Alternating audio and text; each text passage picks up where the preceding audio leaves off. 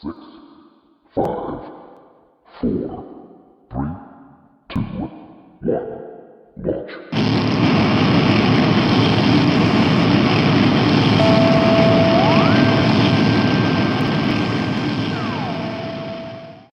Hello everybody, Cookjay Headhunter aka Gordon Dudley, career coach and executive search consultant here.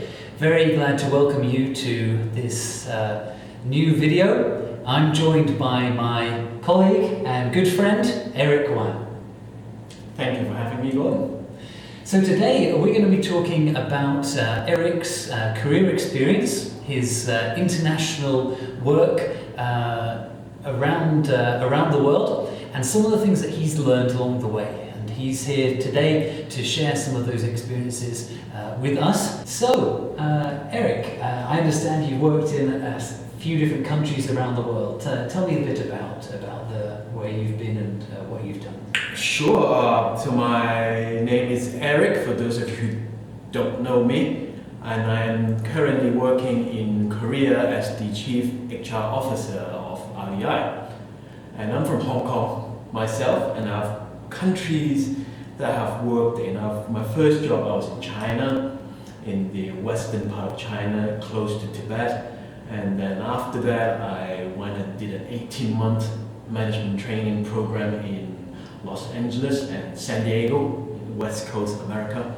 And then I went back to my hometown of Hong Kong, worked in a hotel, and after that, and then I came to Korea to pursue my HR career further. So really, all corners of the world.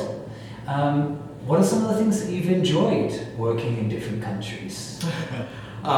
Food, obviously, I'm a big food person. Food is very important to me. So working in different countries really gives me a chance to try different stuff. I don't think you get a chance to drink yak milk in Korea, right? Or in Hong Kong for that matter. But I did that in China.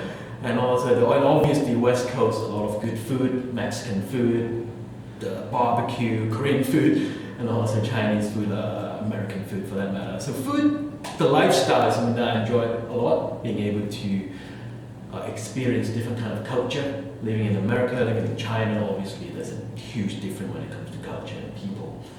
And I think being able to experience all that is something that I really do enjoy, and I do feel very fortunate to have that experience.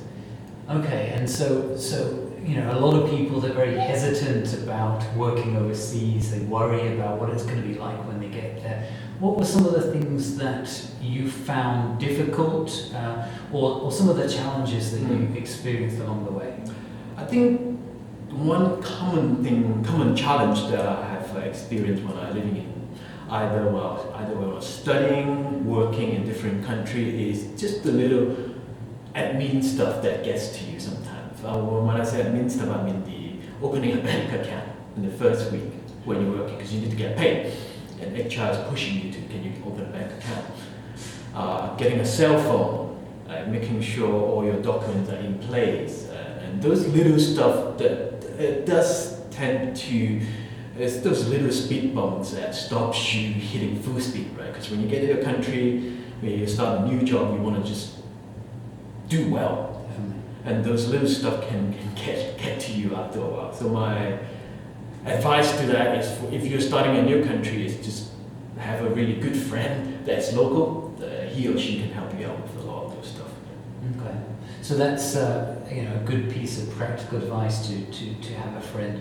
How about for those who you know, are thinking about moving overseas, considering overseas?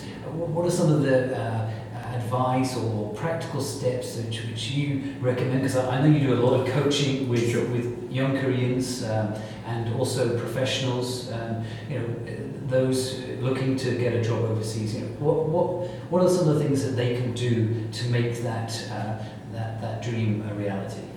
You're right, definitely right. We've spoken to a lot of Korean students or even young professionals wanting to work overseas, and I think there are a couple of steps that you can take right away.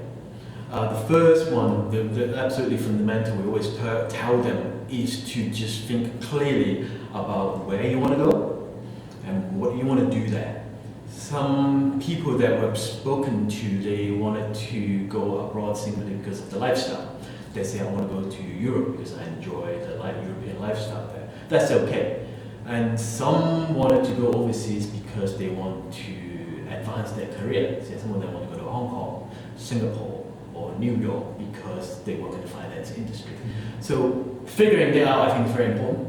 And also having a clear thought about what exactly is the reason is absolutely the first step, because what your purpose will have a very different kind of things that you need to do in order to achieve that dream. Sure. And be very aware, because a lot of students especially underestimated the amount of resource that you need when it comes to working overseas. Okay. When I talk about resource, you're talking about money, time and effort.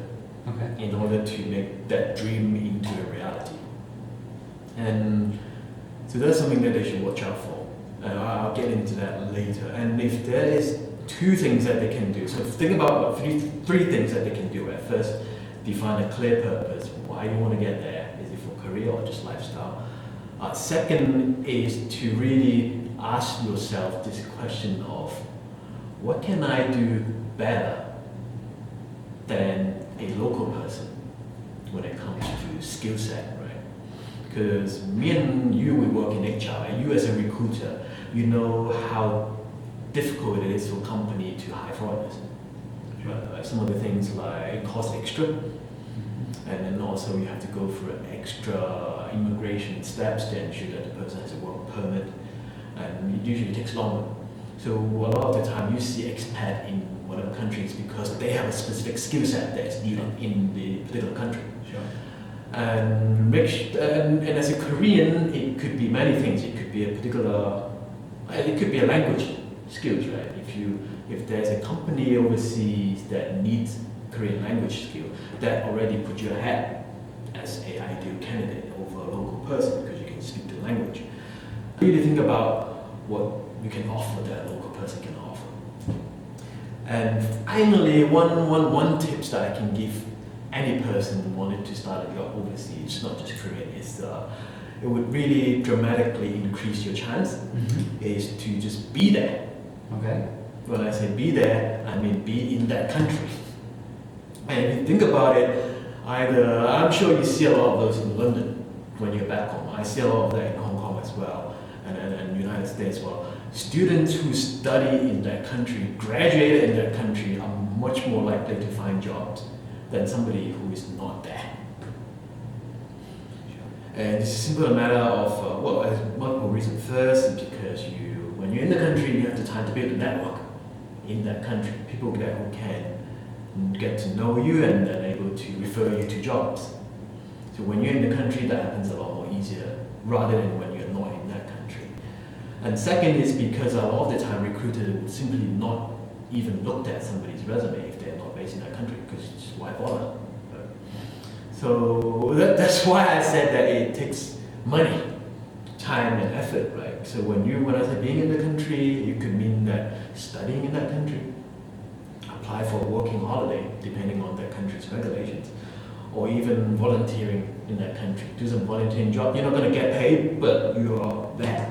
You can start building a network and you can start applying for jobs there. You can see what's going on and see if you really like that country, right? So I think those are my advice, right? From my personal experience and also from what I've seen working in regional HR that successful overseas job seekers do, that they know clearly what they wanted to do and they have a clear skill set or background that that country really needs.